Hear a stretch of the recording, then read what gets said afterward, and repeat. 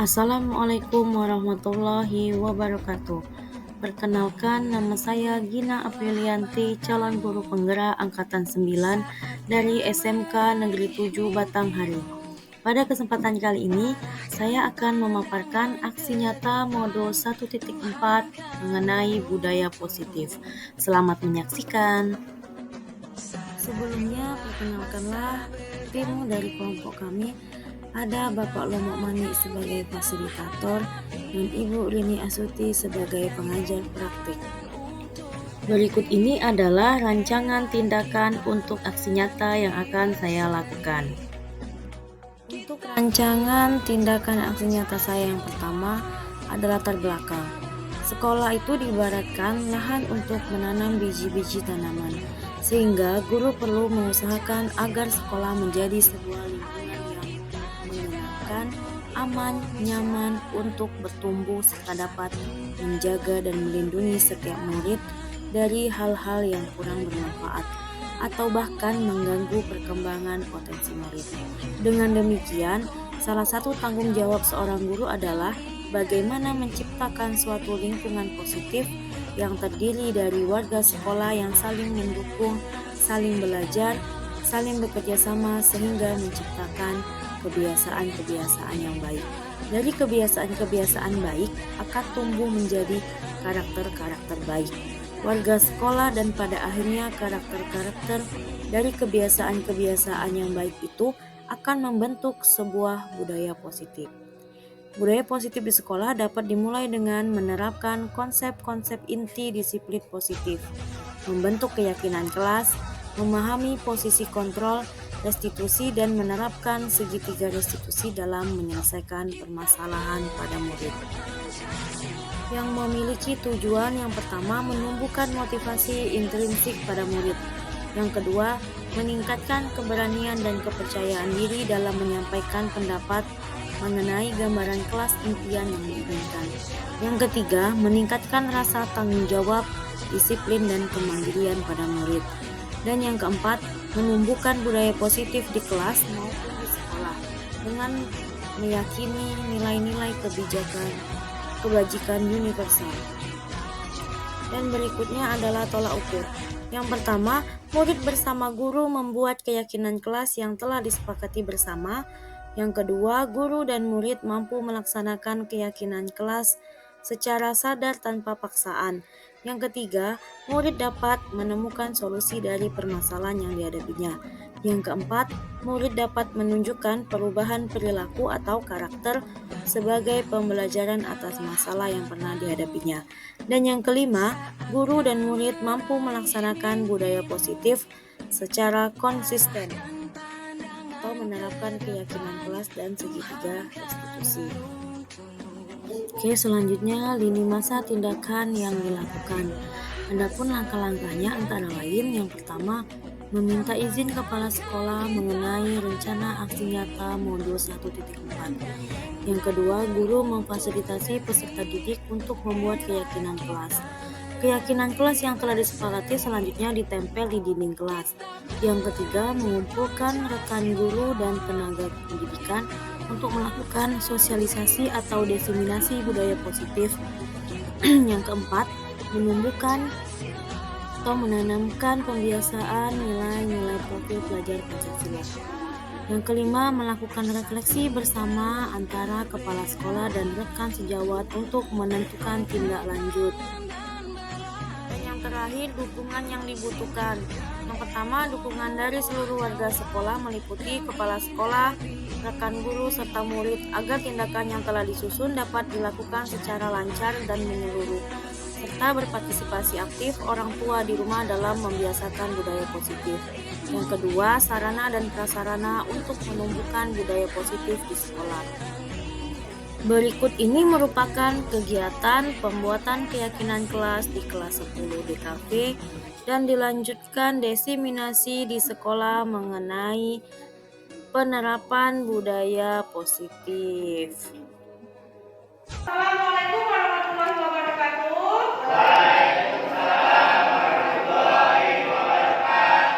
Selamat pagi semuanya. Bagaimana kabar kalian hari ini?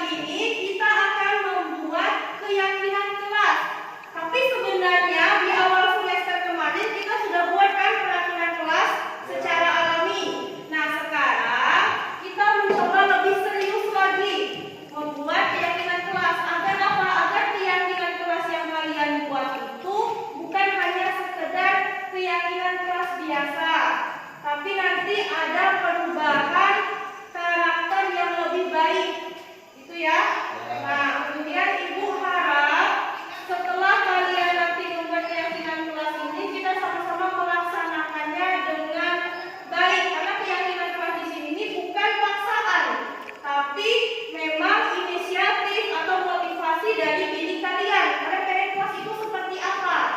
Itu ya. Nanti harapannya bukan hanya di kelas saja, tapi di luar kelas, di luar ruangan, bahkan di luar sekolah kalian sudah tamat pun kalian masih ingat keyakinan kelas. Jadi kalau ketemu guru nanti di luar, tak ada lagi yang cek-cek disapa, senyum, salam, gitu ya. Nah, jadi besok kalian ingat, oh kemarin saya waktu sekolah itu keyakinan kelasnya seperti ini. Kemudian kalau saya langgar, konsekuensinya seperti ini. Nah, itu. Kemudian sekarang langkah yang pertama yang kalian lakukan dalam membuat keyakinan kelas, kalian itu berharap diri kalian itu yang seperti apa? Atau kalian berharap teman kalian itu seperti apa? Atau bahkan guru yang mengajar di kelas kalian itu juga berharapnya seperti apa? Nanti silakan kalian tulis di post-it yang Ibu bagikan. Boleh satu, boleh salah satu, salah dua, ataupun salah tiga. Minimal satu ya, ditulis ya. Oke. Nah.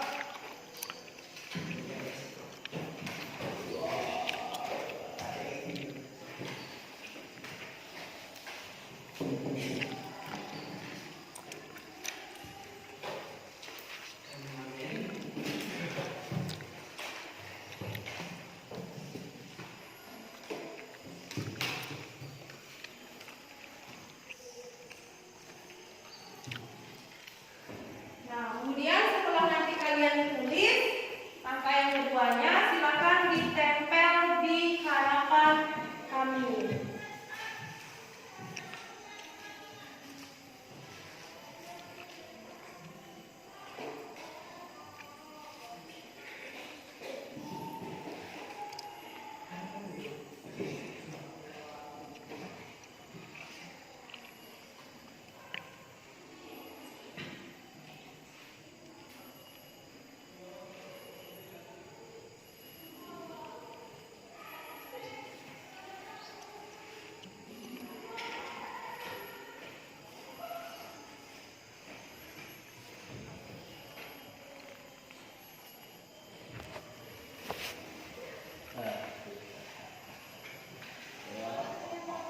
Oke, silakan tulis ke depan. Kita tempelkan yuk. Yang sudah ditempelkan boleh ditempelkan.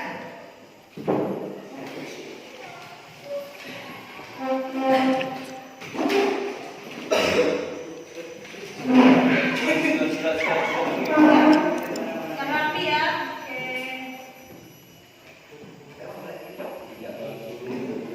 Dari Pak Bayu. Ya, itu balik.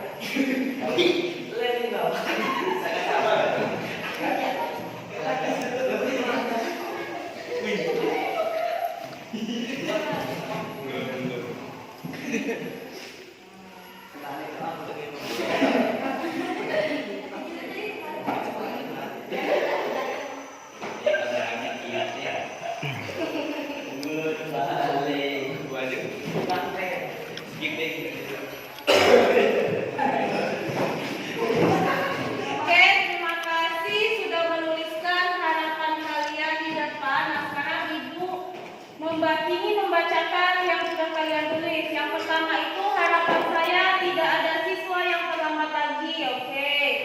Harapan saya kelas ini lebih menghargai guru yang mengajar di kelas. Oke. Kemudian saya berharap bisa melakukan piket kelas secara tertib. Saya menginginkan kelas yang bersih dan nyaman. Kemudian harapan saya bisa menjadi pribadi yang baik di kelas. Harapan kelas saya bisa diajak kerjasama. Oke. Selanjutnya harapan saya tidak tidur saat pelajaran di kelas. Oke. Terakhir harapan saya tidak ada lagi yang berani melawan guru. Nah, dari harapan yang sudah baik ini yang kalian buat, Ibu menyimpulkan yang pertama, datang sekolah tepat waktu.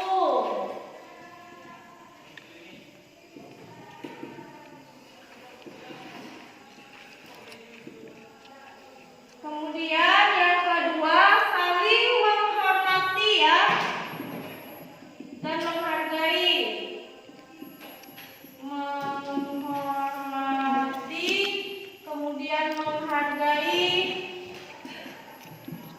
baik itu dengan siswa ataupun murid ataupun guru ya. Kemudian tadi ada bilangnya kerjasama, berarti berkolaborasi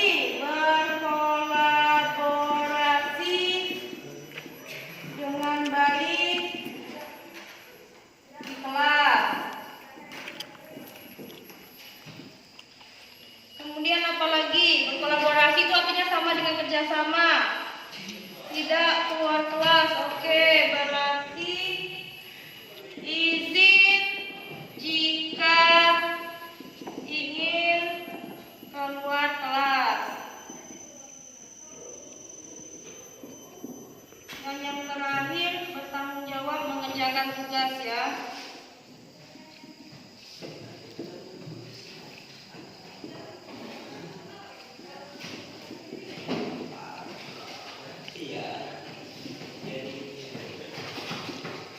Udah sama lagi ada lagi enggak?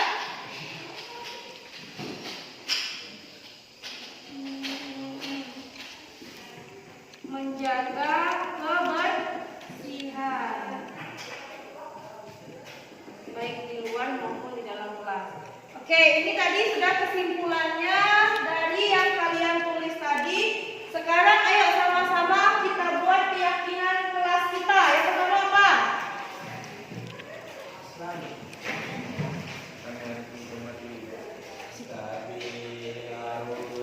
Apa? Yuk, sama satu. Kami harus menghormati, peduli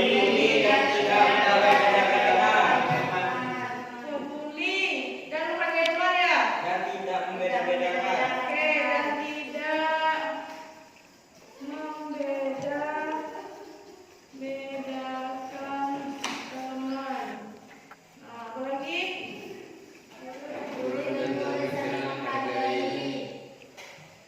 Guru dan murid.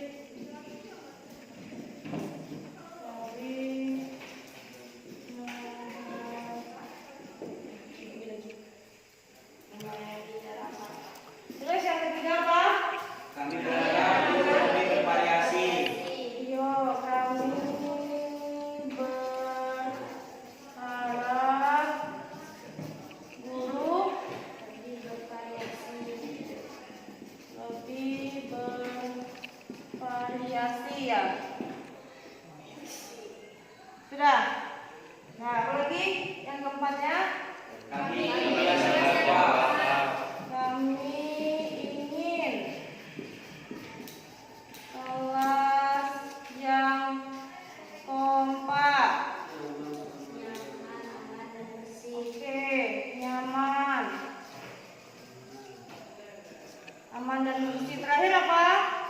Senang belajar dan tepat waktu, rapi menjaga adab. Senang belajar tepat waktu.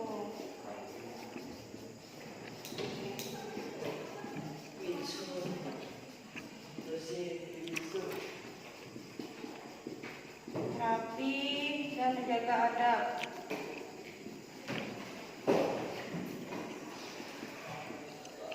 Nah, sekarang ibu minta kalian bacakan keyakinan kelas yang sudah kita sepakati tadi. Yang pertama apa ya? Bersama.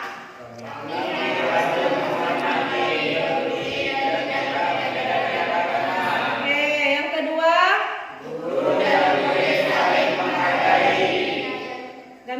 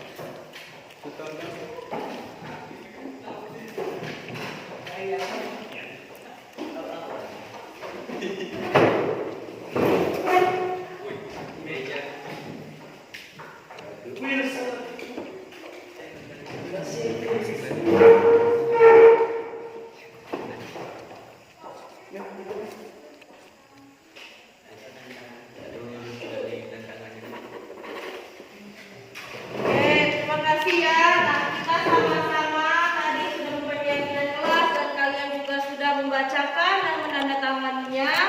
Ibu berharap nanti keyakinan kelas yang sudah kita buat bersama bisa kalian laksanakan dan kalian jalankan. Ingat, keyakinan kelas ini tidak akan berubah dalam sekali waktu, misalnya besok langsung berubah baik, tidak. Tapi ada niat kalian untuk berproses menjadi lebih baik lagi ya. Oke. Hanya sekian yang dapat Ibu sampaikan. Kita lanjutkan lagi di pertemuan berikutnya. Assalamualaikum warahmatullahi wabarakatuh.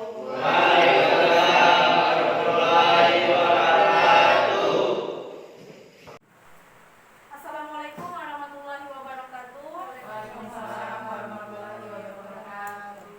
Yang terhormat Bapak Kepala SMK Negeri 7 Batanghari yang saya mewakili, yang saya hormati Bapak Ibu Majelis Guru dan staf TU SMK Negeri 7 Batanghari. Alhamdulillahirabbil alamin, puji syukur kehadirat Allah Subhanahu wa taala atas rahmat dan hidayahnya sehingga kita dapat berkumpul dalam ruangan ini dalam keadaan sehat walafiat. Tak lupa pula sholawat beserta salam kita aturkan kepada junjungan kita Nabi Muhammad SAW dengan lafaz Allahumma sholli ala sayyidina Muhammad wa ala ali sayyidina Muhammad, yang sama-sama kita nantikan syafaatnya di awal akhir nanti. Amin. Sebelumnya saya ingin mengucapkan terima kasih kepada Bapak Ibu guru yang telah berkenan hadir meluangkan waktunya. Ini merupakan kegiatan tugas aksi nyata saya dalam mengikuti program pendidikan guru penggerak, di mana alhamdulillah dalam 1 bulan ini saya sudah mempelajari 1 modul. Di dalamnya terdapat 4 submodul, yaitu dari modul 1.1 sampai 1.4, dan ini merupakan modul yang terakhir yaitu 1.4. Jadi saya mendapat tugas untuk mendesiminasikan atau mensosialisasikan tentang apa yang sudah saya pelajari selama 1 bulan kepada Bapak Ibu guru semuanya, dan apa saja yang sudah saya terapkan di sekolah. Selanjutnya saya ingin mengucapkan selamat datang Bapak Ibu guru hebat. Mari belajar bersama, berkolaborasi, saling mendukung demi mewujudkan disiplin positif di sekolah kita yang tercinta.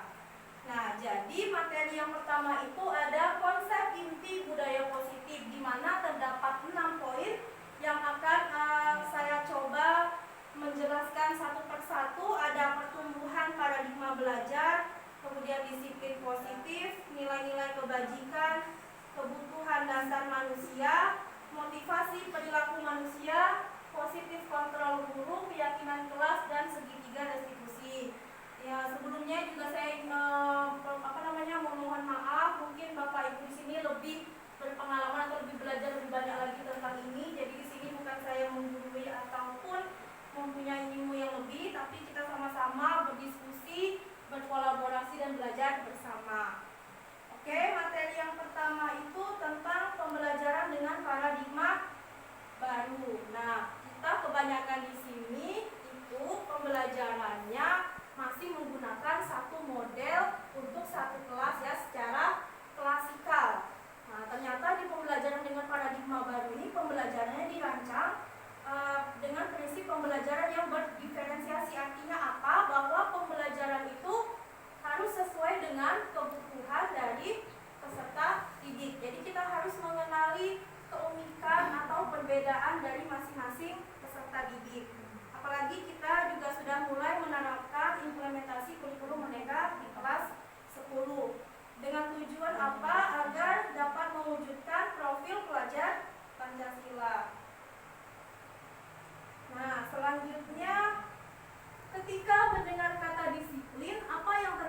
oleh Bapak Ibu. Yo, ada yang berani ini menggunakan pendapatnya, silakan. Biasanya apa sih menurut kalian tentang kata disiplin?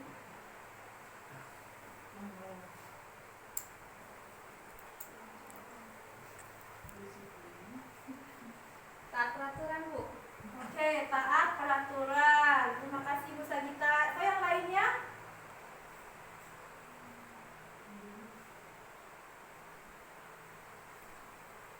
Datang tepat waktu. Datang tepat waktu. Ya, datang tepat waktu dan taat peraturan itu merupakan bagian dari disiplin. Nah, kemudian ada di sini disiplin positif.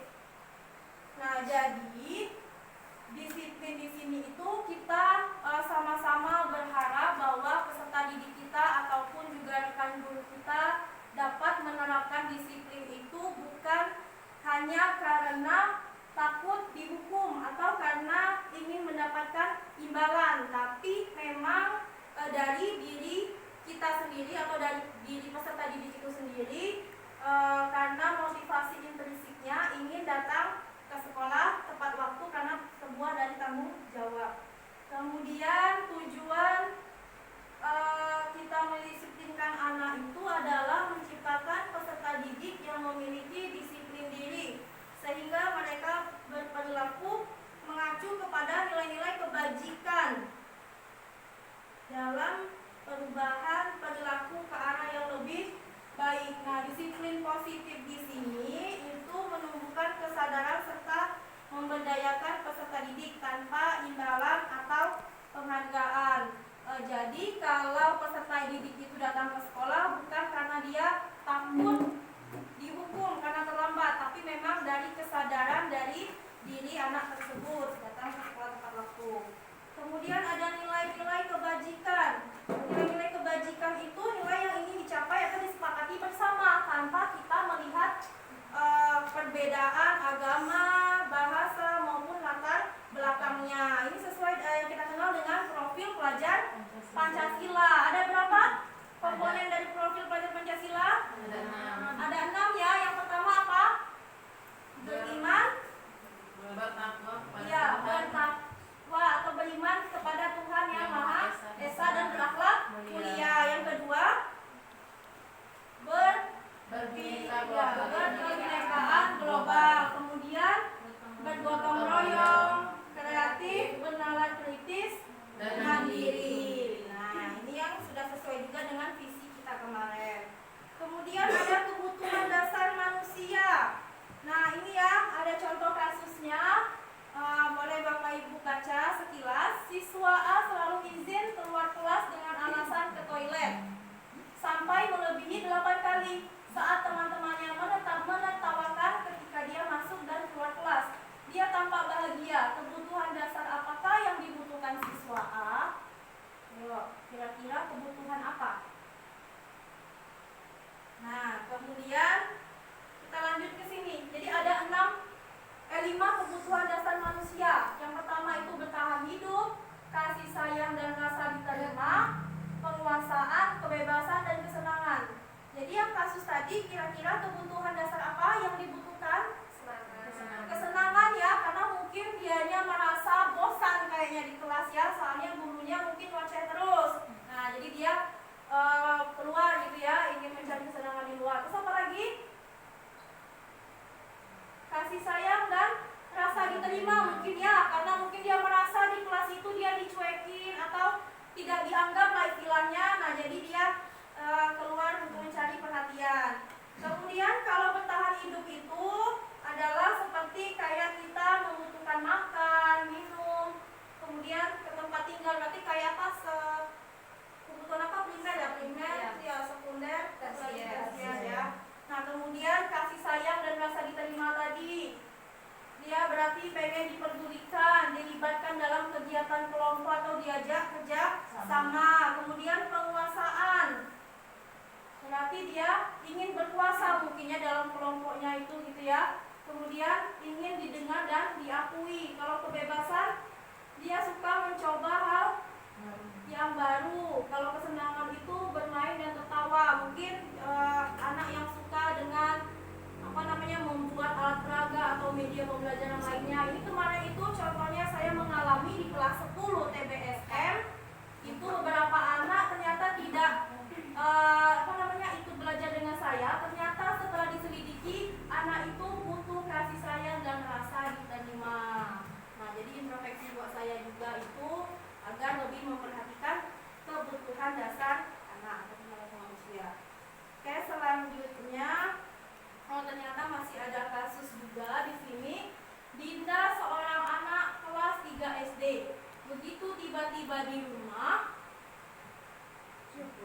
tiba di rumah sepulang dari sekolah menangis dan mengadu pada ibunya bahwa dia benci pada Ibu Rani gurunya. Menurut Anda, kebutuhan apa yang berusaha dipenuhi oleh Dinda? Nah, jawabannya adalah ibu guru bilang, aku tidak boleh bersenandung sewaktu mengerjakan tugas. Katanya kelas harus tenang, tidak ada suara, kan nggak seru jadinya. Ayo. Kesenangan, terus ada lagi yang lain? Cinta dan kasih sayang. Ya, kebebasan. Mungkin memang gaya belajarnya si Dinda ini tidak bisa dengan suara yang tenang ya. Mungkin ada kan orang itu yang dengerin musik baru dia nyambung. Nah, makanya itu kan kita harus tahu kebutuhan dari peserta didik. Berarti kesenangan, cinta, kasih sayang, sama kebebasan ya. Selanjutnya, nah ini pengertian dari kebutuhan dasar manusia, yaitu segala sesuatu yang kita lakukan untuk mendapatkan apa yang kita inginkan. Jadi usaha terbaik yang kita lakukan adalah dalam rangka agar kebutuhan dasar kita terpenuhi dengan baik. Oke, nah sebagai seorang guru, saat Anda hadir tepat waktu ke kelas, motivasi apa yang mendasari Bapak Ibu? Oke, ini untuk kita ya sebagai pendidik atau sebagai guru, apa sih motivasi kita datang ke sekolah tepat waktu? Ada yang berani jawab? Silakan. Boleh berpendapat Bapak Ibu. Motivasi apa yang mendasari kita untuk datang ke sekolah tepat waktu?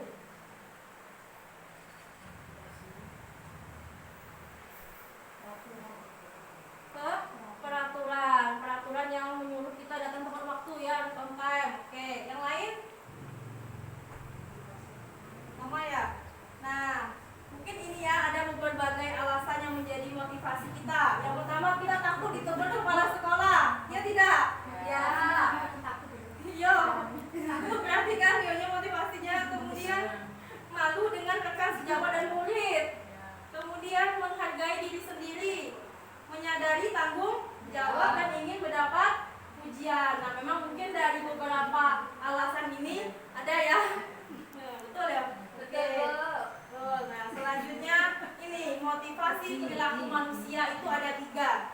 Untuk menghindari ketidaknyamanan atau hukuman. Nah, kalau yang ini berarti contohnya itu ke murid ya. Murid disiplin datang ke sekolah karena dia menghindari ketidaknyamanan atau hukuman. Berarti itu motivasinya intrinsik atau ekstrinsik? Yang pertama, untuk menghindari ketidaknyamanan atau hukuman. Berarti itu motivasinya ekstrinsik ya, karena dia takut mendapat hukuman. Berarti dia kayak terpaksa. Itu kan datang ke sekolah pagi-pagi karena dia takut dapat hukuman.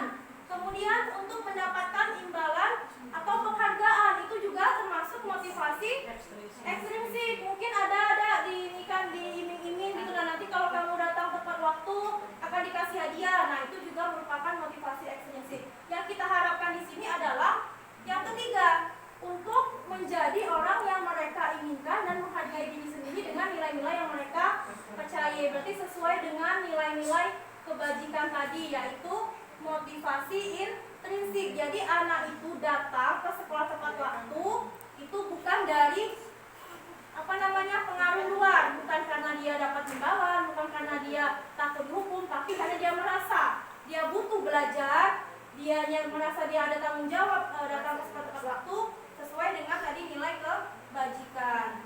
Kemudian, nah jika siswa tidak membuat PR, apa yang Bapak Ibu lakukan? Ayo, biasanya kalau siswa kita tidak membuat PR, kita apakan? Hukum, ya. Kita masih menggunakan sistem hukuman di sini ya, masih banyak ya. Nah ini, jadi perbedaan ada hukuman, konsekuensi, dan restitusi. Contoh kasusnya, siswa sering tidak mengerjakan PR. Hukumannya apa?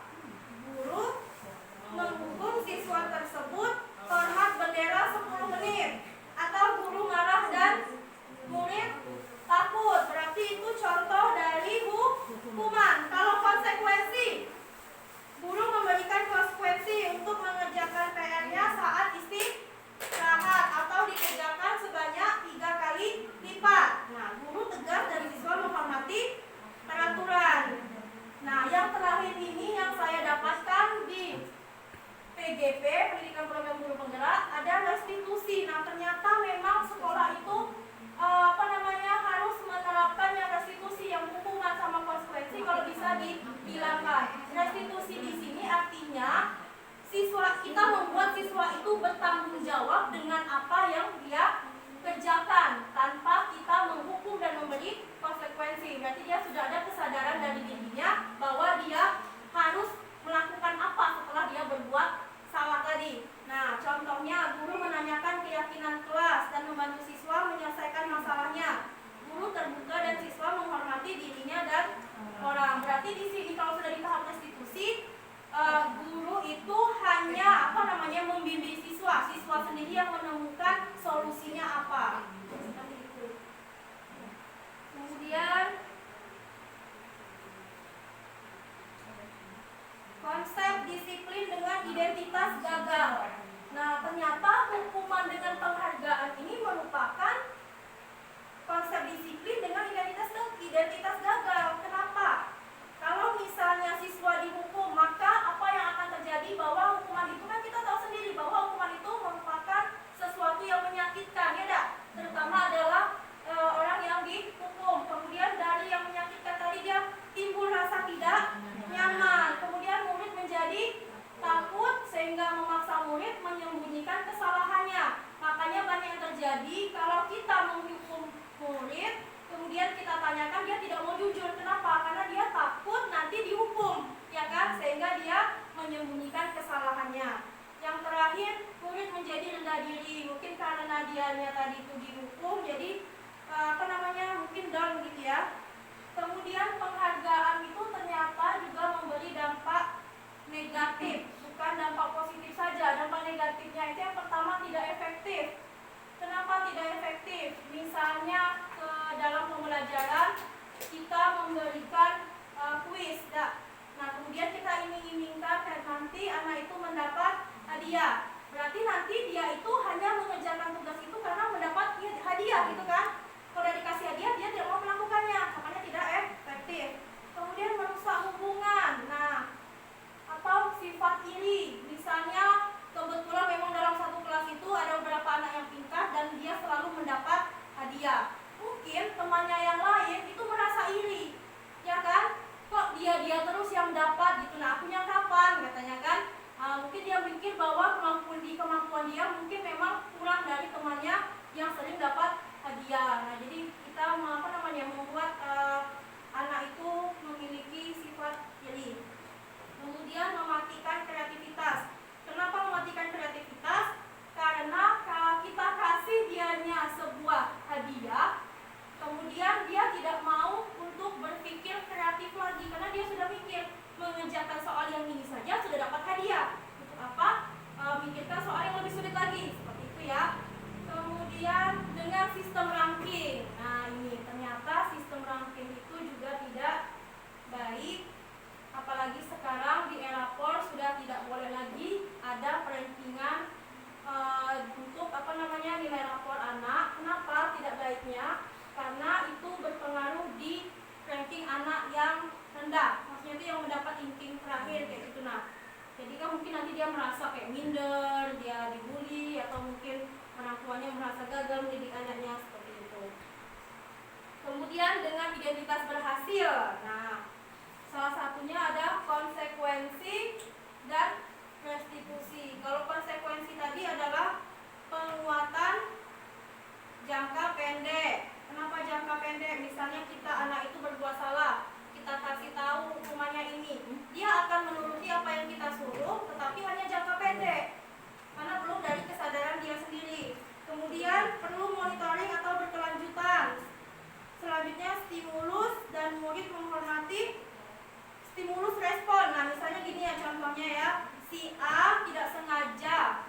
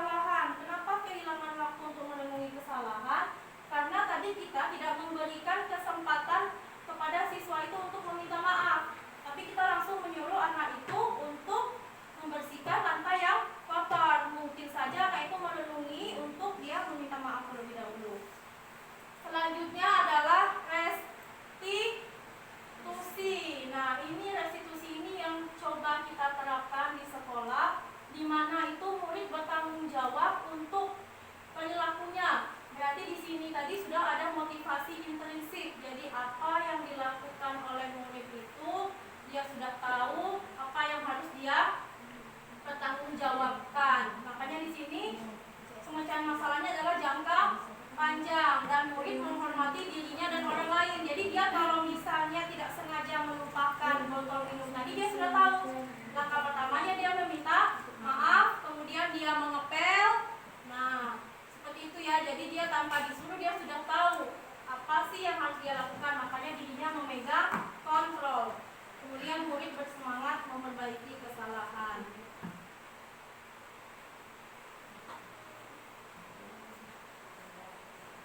Nah, kemudian mari kita diskusikan hukuman, konsekuensi atau restitusi. Nah, ini contoh yang pertama. Lari mengelilingi lapangan basket sebanyak 20 kali karena terlambat datang ke sekolah, termasuk hukuman, konsekuensi atau restitusi. Hukuman. Oke. Lanjut. Menuliskan, saya tidak akan terlambat sebanyak 100 kali. Konsekuensi atau hukuman?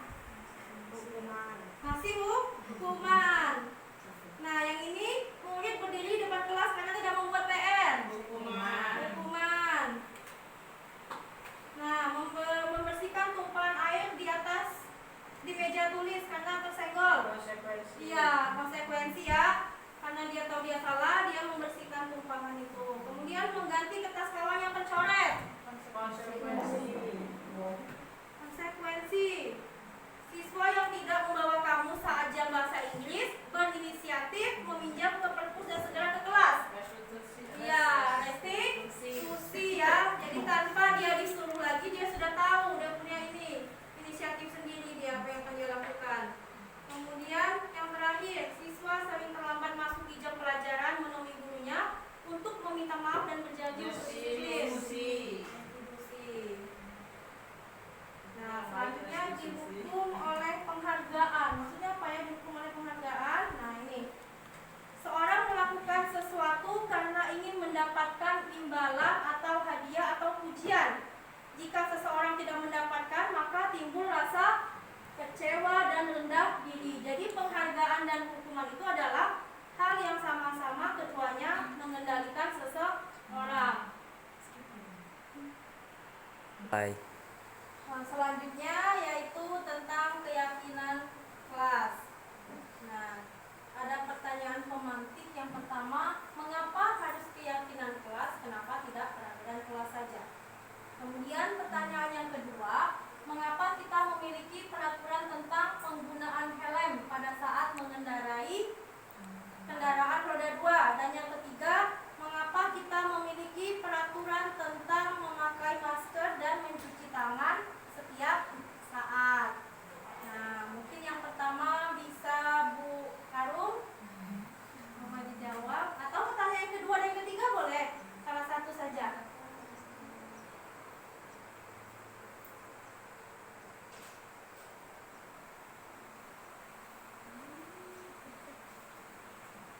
Oke, kenapa memiliki peraturan tentang penggunaan helm? Nah, karena kenapa sih kita pakai helm saat berkendara? Keselamatan diri. Iya, untuk melindungi diri atau untuk keselamatan diri. Nah, yang ketiga apa? Dewi, boleh dibantu jawab? Untuk sama tiga itu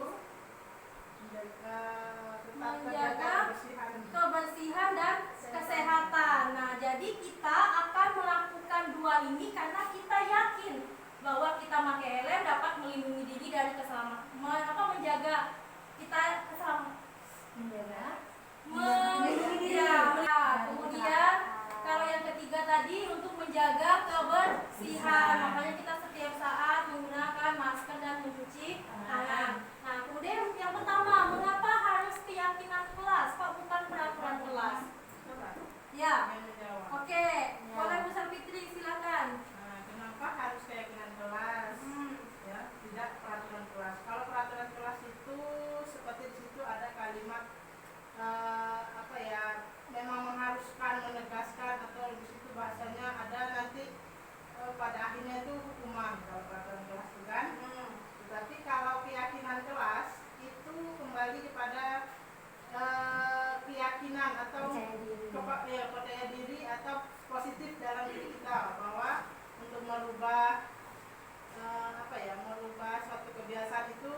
dalam kelas itu karena keyakinan dari diri kita gitu, bukan karena keterpaksaan. Kalau bahasanya peraturan itu semacam terpaksa. Oke, terima kasih ya Bu Sabiti, jawabannya luar biasa.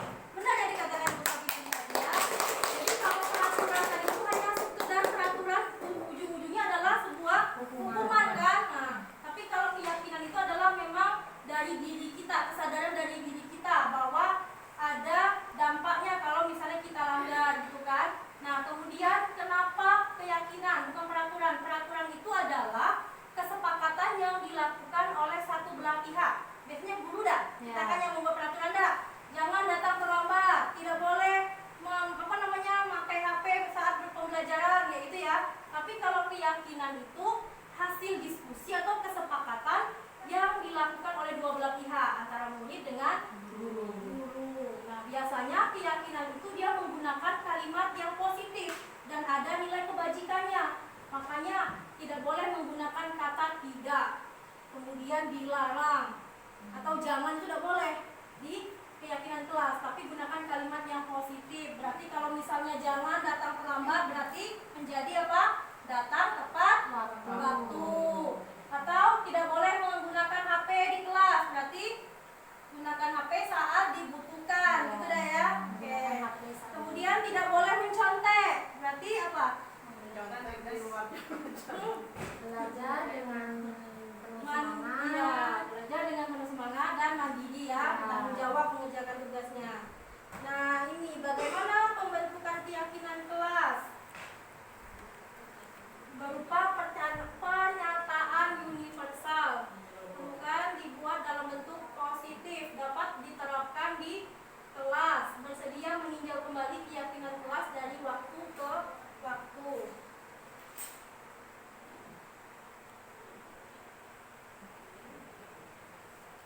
Nah, ini jadi keyakinan kelas itu akan lebih memotivasi seseorang atau motivasi intrinsik yang tergerak dan bersemangat untuk menjalani keyakinan daripada hanya sekedar mengikuti serangkaian peraturan. Nah, mungkin ini contoh dari proses pembuatan keyakinan kelas yang sudah saya lakukan kemarin di kelas 10 DKP. Jadi langkah yang pertamanya itu saya menanyakan kepada anak-anak, kalian itu memimpikan kelas yang seperti apa atau harapan kalian itu kelasnya seperti apa. Jadi nanti saya bagikan kertas post-it, dia tulis di kertas post-it, kemudian ditempelkan buku harapan mereka, kemudian dari harapan mereka kami coba membuat keyakinan kelas 10 DKP.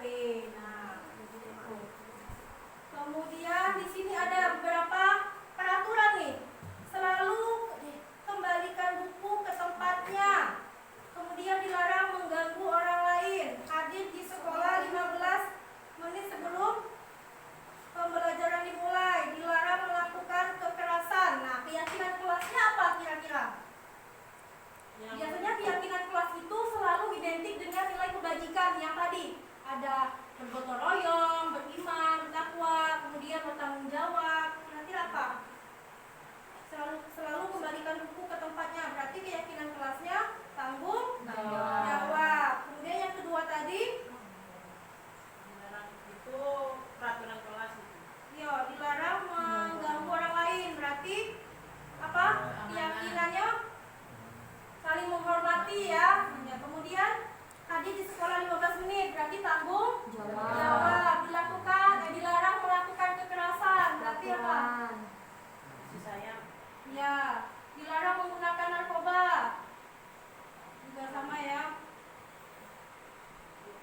Kesehatan gitu ya. Kemudian menghargai orang lain dan taat peraturan. Nah, selanjutnya itu ada posisi kontrol. Jika salah satu dari kebutuhan dasar manusia tidak terpenuhi, maka akan muncullah sebuah masalah. Nah, ini contoh kasusnya. Bayu saat jam istirahat meminta uang secara paksa kepada Rido dan mengancam agar Rido tidak menceritakan kepada siapapun. Sehingga hampir setiap hari Bayu meminta uang kepada Rido. Akhirnya wali kelas Rido mengetahui hal tersebut.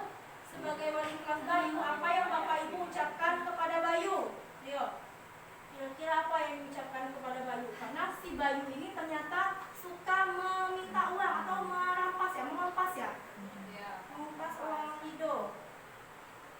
yang wujudnya apa yang Bapak Ibu Ya, lakukan. Majar Bayu ya kan. Nah, WK ayo kira-kira apa loh? Biasanya kalau kita udah dapatin anak yang kayak gitu, kita apakan anak tuh biasanya? Ayo Pak Kiki, boleh bantu jawab Pak Kiki. Digantung ya, Pak.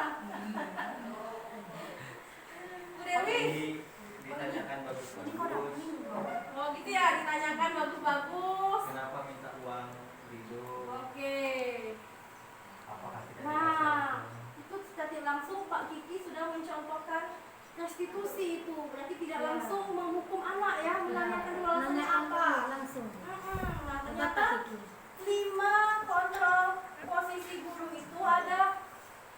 Ternyata posisi kontrol guru itu ada 5. Yang pertama adalah penghukum. Nah, kemudian pembuat rasa bersalah, teman, pemantau, dan manajer. Kita masih di posisi berapa Bapak Ibu? Penghukum. Masih penghukum ya? 50-50. Penghukum dia sama apa? Pemantau. Nah, kalau pemantau ini sama aja dengan pemberi konsekuensi. Manajer. Manajer itu berarti itu yang paling tinggi yang diharapkan di sekolah itu. Nah, seperti yang kayaknya kita menerapkan manajer. Nah, contohnya ini pengertiannya tadi. Kemudian ada contohnya. Kasusnya siswa tidak memakai atribut lengkap saat upacara bendera. Nah, kalau kita sebagai penghukum, maka kita akan mengatakan patuhi aturan sekolah lalu berdiri di depan barisan. Atau bisa juga disuruh hormat bendera gitu dah. Nah, kalau kita sebagai pemantau, kamu sudah melanggar, apa peraturan dan konsekuensinya? Nah, kalau sebagai teman, ayolah yang tertib, buat ibu guru bangga. Kali ini tidak apa-apa, kamu salah. Berarti kita harus berteman ya Bu ya. Ayo, Nah, kemudian lima ini harus kita pegang Bu ya. yang 5 ini yang paling itu yang manajer. Ya. Ya, yang paling bagus Yang- ya. yang harus yang kita- menghukum teman, membuat merasa bersalah itu kalau bisa kita hilangkan. Jadi pemantau dan manajer. Paling Lima bagus ini manajer. harus, yang 5 penerapan ini harus kita terapkan atau salah satunya Bu? Dari 5 ini harus kita pilih salah satu, yaitu sebagai manajer. Jadi yang posisi menghukum, pemantau, teman, pembuat rasa bersalah itu kalau bisa kita hilangkan, terutama yang penghukum. Ya, Jadi satu sekolah ini banyak manajernya Bu ya. yo. Kemudian selanjutnya, nah ini yang manajer tadi kan, apa kamu tahu kesalahanmu? Kira-kira bagaimana kamu akan memperbaikinya? Jadi kita tidak langsung menghukum anak tersebut karena tidak memakai atribut, tapi kita tanyakan bagaimana dia memperbaiki kesalahannya. Berarti dia sendirilah yang sadar tentang apa yang sudah dia perbuat seperti itu. Selanjutnya, nah ini ada contoh videonya. Mari kita simak sama-sama.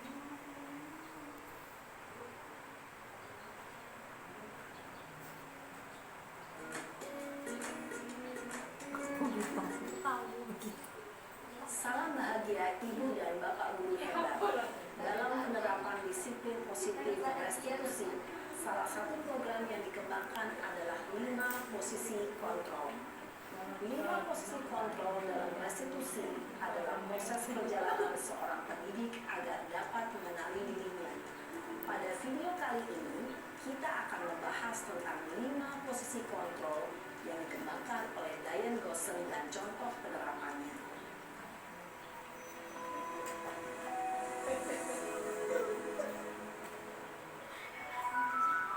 Posisi kontrol itu adalah 1. Posisi penghukum, 2. Posisi pembuat merasa bersalah, 3. Posisi teman, 4. Posisi pemantau atau monitor, dan 5. Posisi manajer. Keliling lapangan basket 2 kali. Kenapa saya harus keliling lapangan basket, Bu?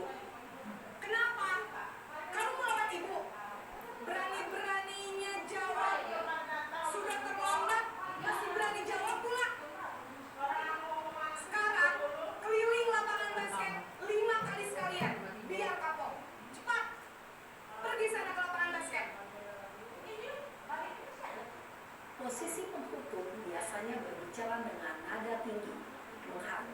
menunjuk-nunjuk, menyakiti, dan menyindir. Hukuman bisa berupa fisik maupun psikis. Ibu dan bapak guru hebat. Dampak yang terjadi pada murid ketika guru berada pada posisi pemukul adalah murid cenderung akan memberontak, bahkan menyimpan dendam.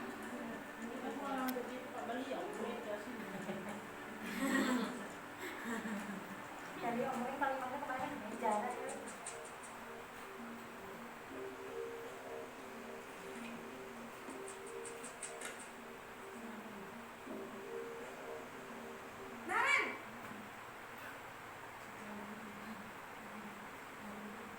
Selamat pagi, Bu. Naren, kamu kenapa terlambat lagi, nak? Ya Tuhan, Naren, kamu senang ya bikin ibu susah ya? Kalau kamu terlambat lagi, nanti ibu yang ditegur bapak kepala sekolah.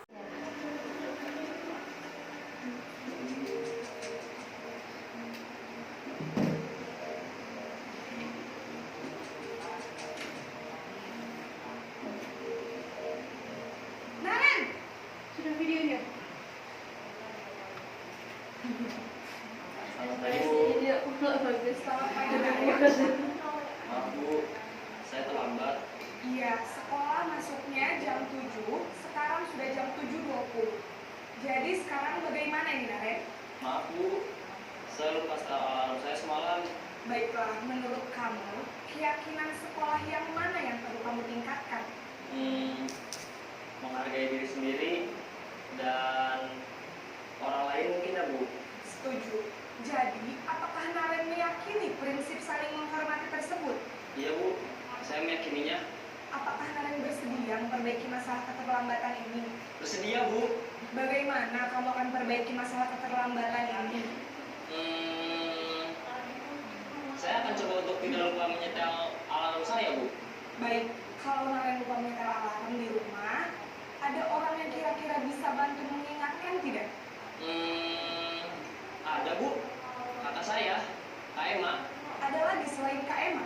Selain Kak Emma, ada ibu saya. Baik, jadi yang mengingatkan Naren adalah Kak Emma dan ibu kamu ya? Kira-kira akan mulai start alarm kapan nih, Naren? Setelah pulang sekolah, akan segera saya lakukan. Baik, jadi Naren akan setel alarm untuk bangun besok pagi dan akan diingatkan oleh kakak dan ibunda Naren ya. Ada lagi yang mungkin perlu dilakukan, Naren? Agar tidak terlambat bangun lagi. Tidak ada, Bu. Baik, Naren. Terima kasih untuk kerjasama kamu. Sekarang kamu perlu kembali ke kelas untuk belajar. Baik, Bu. Terima kasih. Tadi kita sudah sama-sama menyaksikan sebuah video mengenai 5 kontrol posisi guru. Mungkin ada dari Bapak Ibu yang ingin mengungkapkan pendapat apa yang diperoleh dari video tadi. Bu Safitri ya, boleh Bu Safitri. Silakan. Baik, tadi kita sudah melihat secara langsung video tentang 5 posisi kontrol.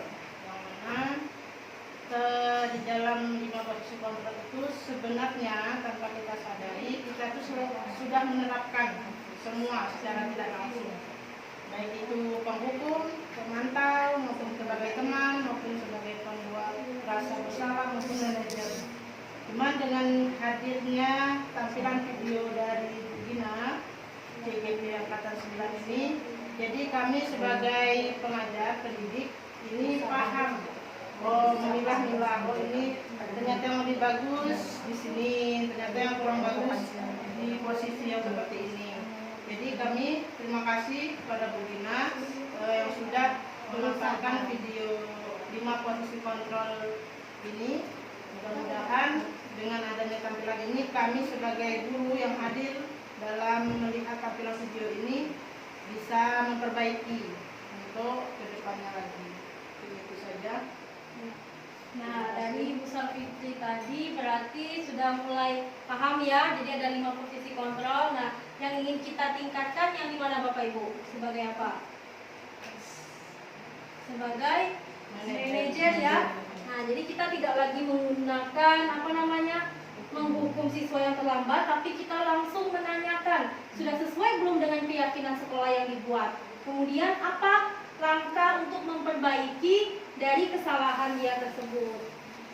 Nah, selanjutnya kita masuk pada segitiga restitusi. Nah, ini adalah suatu proses dialog yang dijalankan oleh guru agar dapat menghasilkan murid yang mandiri dan bertanggung jawab. Dalam segitiga restitusi ini ada 3 tahapan atau 3 langkah. Yang pertama yaitu menstabilkan identitas. Menstabilkan identitas ini artinya adalah kita mengubah identitas anak yang gagal menjadi yang sukses. Nah, kalau yang validasi tindakan yang kedua yaitu validasi tindakan yang salah. Di sini kita menanyakan kenapa alasan anak tersebut melakukan itu. Nah, yang ketiga menanyakan keyakinan, apakah sudah sesuai yang dilakukannya dengan keyakinan kelas. Nah, kemudian mungkin ada beberapa pertanyaan yang bisa kita tanyakan saat kita ingin melakukan langkah-langkah restitusi pada tahap pertama yang menstabilkan identitas. Berbuat salah itu wajar, tidak ada manusia yang sempurna. Bapak Ibu juga pernah melakukan itu. Nah, itu contoh kalimat yang bisa kita tanyakan. Kemudian kalau yang divalidasi tindakan yang salah, kalimat yang kita tanyakan, kamu pasti punya alasan mengapa melakukan hal itu, padahal kamu bisa melakukan yang lebih buruk dari ini ya. Kemudian kamu patut bangga karena kamu telah melindungi sesuatu yang penting buatmu. Kemudian yang terakhir, menanyakan keyakinan. Nah, kata-kata yang bisa kita gunakan itu apa keyakinan kelas kita. Kemudian seperti apa gambaran sebuah kelas yang ideal menurut kamu. Mungkin contohnya ini seperti ada seorang siswa yang dia marah sama temannya karena bukunya dicontek sama kawannya. Nah, tapi kita tidak langsung memarahi siswa tersebut. Kita tanyakan, kenapa kamu tadi marah sama teman kamu? Pasti dia ngasih tahu kan? Alasannya karena buku dia dicontek sama temannya.